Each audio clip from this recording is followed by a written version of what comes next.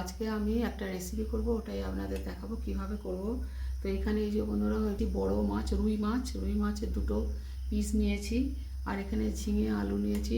তো কিভাবে রান্না করব ওটাই আপনাদের দেখাচ্ছি।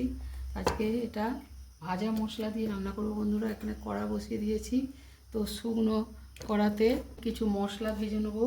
এখানে রয়েছে এই যে শুকনো লঙ্কা, আর রয়েছে অল্প তরকারি, অল্প অল্প দিয়েছি, হাফ চামচ করে মৌরি, জিরে, ধনে, আর এখানে রয়েছে চন্দনী আর একটা এলাচ। তো এইগুলো শুকনো খোলায় একটু ভেজে নেবো, একটু গুঁড়ো করে নেবো। খুব বেশি ভাজবো না, আর এটা পুড়িয়েও ফেলবো না। ভাজা হয়ে গেছে, ঢেলে নিলাম। এবার ঠান্ডা করে ওটা গুঁড়ো করে নেবো। তেল দিয়ে মাছটা ভেজে নেবো। তেল গরম হয়ে গেছে, এবার 2 পিস মাছ নিয়েছি, ভেজে নেব। পিসগুলো খুবই বড় বড় আছে।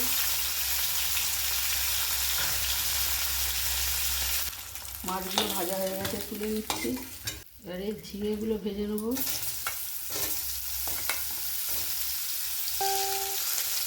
ঝিঙেগুলো ভাজা হয়ে গেছে, তুলে নিলাম। ওই তেলের মধ্যে মৌরি আর কালো জিরে ফোড়ন দিয়ে এবার আলুগুলো দিয়ে দিচ্ছি। আলুটা ভাজা হয়ে গেছে, একটা টমেটো কুচি করে দিয়েছি, লবণ দিয়ে দিচ্ছি। আর এখানে অল্প একটু পেঁয়াজের কুচি,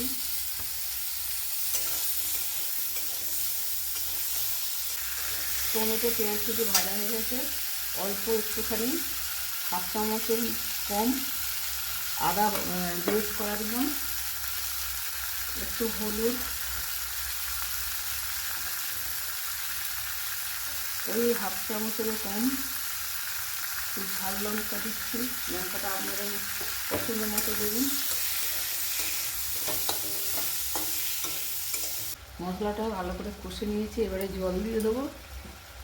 আলু সেদ্ধ হওয়ার মতো জল, লবণ স্বাদ মতো দিয়ে দিয়েছি।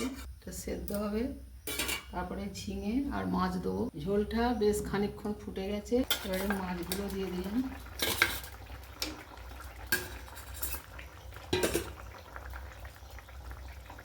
মাছের সঙ্গে এই যে ভাজা মশলাটা ওটা দিয়ে দেবো।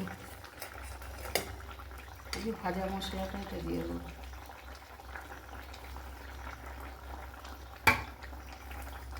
এই মশলাটা দিয়ে ঝোলটা করলে দারুণ টেস্ট হয় বন্ধুরা।